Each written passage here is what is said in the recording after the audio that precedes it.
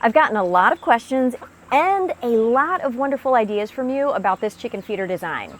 So I want to go over some tips that can make it better or easier or cheaper for you, and give you some ideas on how to get your chickens to actually use this thing. Hey y'all, I'm Renee and welcome to Tater Town. All right, so first things first, I want to thank you all so much for your responses and your questions to my video on this chicken feeder. There are some truly fantastic ideas in the comments to that video, so be sure to go back and take a look at them. I'm going to briefly highlight some of them in case you don't want to read through all of them, but I'd still take a look in case I missed some.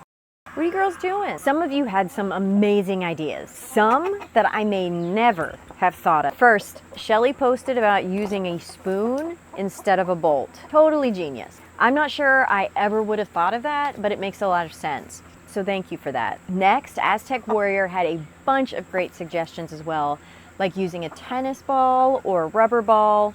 I'd probably do the rubber ball instead of a tennis ball only because I could see my girls pecking all the felt off the tennis ball.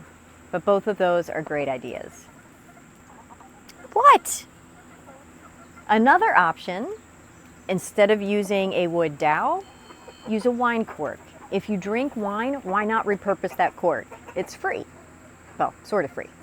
Also, some of you have used a tray attached to the bolt so that not all the feed falls to the ground, and some of you had a positive experience with it while others not so much. But you never know until you try. And here's the idea that several of you mentioned that I do all the time. And why I didn't do it here, I couldn't tell you. Instead of using nuts to attach whatever you're hanging from the bolt, just drill your hole slightly smaller than the diameter of the bolt and screw it in.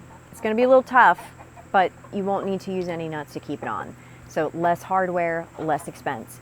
For example, my bolt is 1/4 inch diameter, the threaded end, so I ended up using a 7/32 drill bit. I also tested a 15/64 and a 13/64, but for me the 7/32 seemed to be the best fit. And you don't have to screw all the way through to the other side like you do if you're using the nut.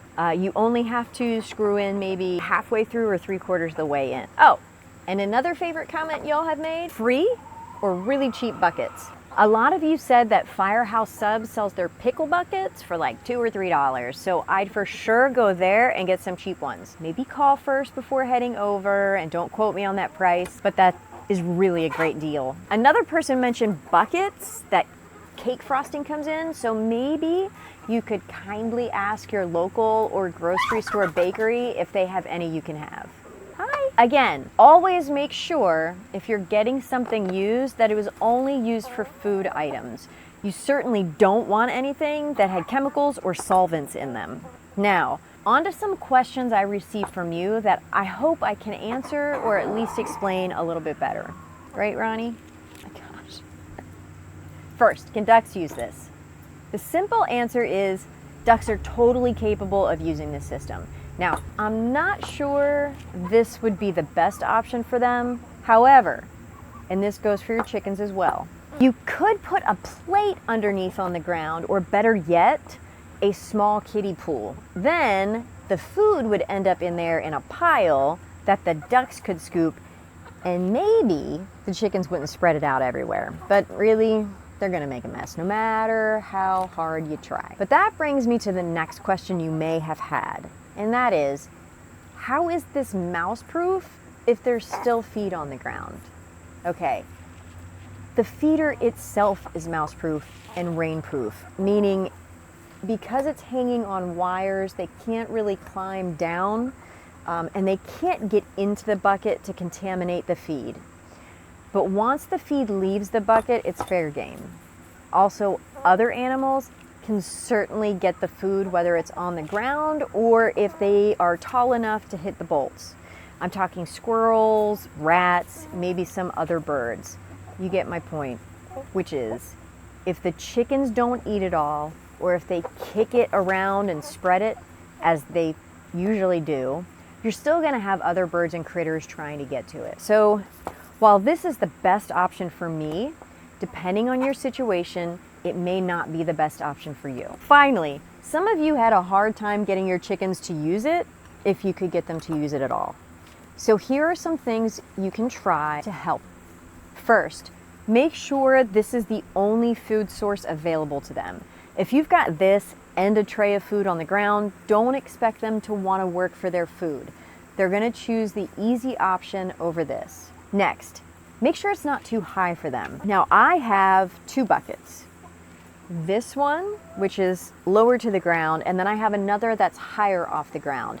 That's so my shorter chickens can get to this one easily, and the other one is a little bit more comfortable for my taller birds to use. But if it's too high for any of them, they may not think about jumping up to hit the dowel. And if you have older or sick or injured chickens, they also may not be able to get it if it's too high above their heads. And I know it goes without saying, but you're gonna have to show them how to use it.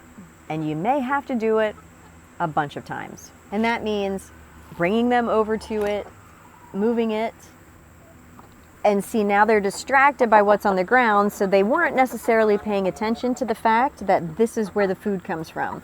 So I'm gonna hold her so that they see they can peck it. Lastly, I would try using something red to get their attention. I mentioned it in the original video, but if you're using wood, try painting it red since chickens are attracted to it. I was gonna do this, but my girls figured it out before I ever got a chance to do so I didn't. If you do try it, go with a non-toxic paint, like a milk paint, so you don't have to worry about your chickens getting sick if they peck the paint off, which they probably will. You can easily get away with a trial size of some of the milk paint colors, and I'd give it a couple coats to make it as bright as possible. I happen to have an orangey color that I was going to use for something else, so I'm using it as an example for you. Just mix 1 part water with 1 part powder. Make sure it's really well mixed. If you don't want to get something like milk paint or paint the wood, you could also try something like a red rubber ball. Anything that gets their attention. I admit I am very lucky that my girls picked up on it right away, so I didn't have to worry about them trying to figure it out. Believe me, there are other things that I haven't figured out how to get them to use, but if you can get one to use it, there's a pretty good chance the others will follow. I do hope this video is helpful to you, and thank you again for all your questions and comments, and for taking the time to be with me here on Tater Town. And don't forget to hit that like button and subscribe so you can see more videos that will help you do those things you never thought you could.